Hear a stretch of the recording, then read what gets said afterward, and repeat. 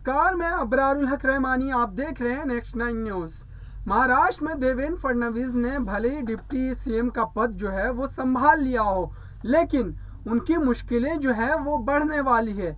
और मुश्किलें क्यों बढ़ेंगी ये भी आपको मैं बता रहा हूँ। मुश्किलें उनकी इसलिए बढ़ने वाली है क्योंकि सीबीआई उनके खिलाफ जो इंक्वायरी चल रही थी सीबीआई की, उसमें अब शिंदे सरकार ने उनको अनुमति दे दी है कि अब सीबीआई जो है इस मामले में आगे की कार्रवाई जो है वो कर सकती है। आपको बताएं कि 2019 में रश्मि शुक्ला नामक एक आईपीएस अधिकारी ने देवेंद्र फडणवीस समेत और भी महाराष्ट्र के जो बड़े बड़े नेता थे और जो बड़े पदाधिकारी थे, उनके फ़ोन की टैपिंग जो है वो गैर कानूनी तरीके से की थी। और इस मामले को लेकर के जो शिकायत है वो सीबीआई तक चली गई। सीबीआई ने इस मामले में अब गहराई से जांच पड़ताल करना जो है वो शुरू कर दी है।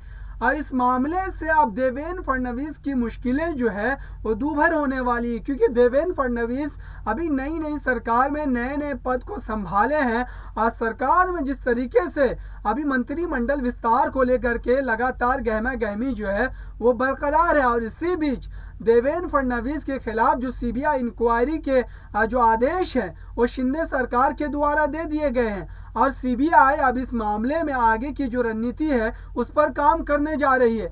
लेकिन बड़ी बात यह है कि शिंदे सरकार जो कि भारतीय जनता पार्टी के साथ गठबंधन में है, वो अपने डिप्टी सीएम के खिलाफ सीबीआई इंक्वायरी के आदेश कैसे दे सकती है।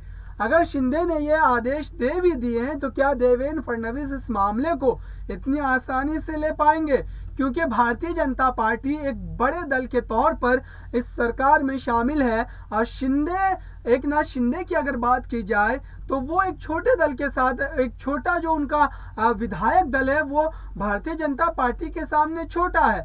और इस बात को लेकर के कहीं ना कहीं देवेंद्र फडणवीस जो है दबाव बनाने की कोशिश जो है वो एकनाथ शिंदे पर कर सकते हैं। हालांकि एकनाथ शिंदे भले ही महाराष्ट्र के सीएम हो, लेकिन कहीं ना कहीं देवेंद्र फडणवीस की जो एक तरीके से बढ़त कह लीजिए या एक तरीके से दबाव कह लीजिए, वो लगातार शिंदे सरकार पर बरकरार है।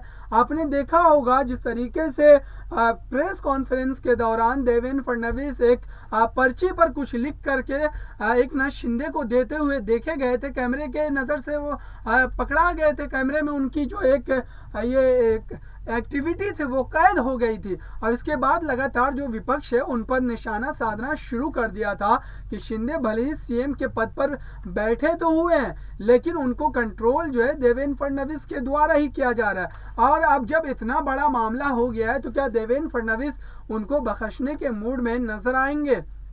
देखते रहिए ताज़ा तरीन खबरों के लिए नेक्स्ट 9 न्यूज़ को। धन्यवाद।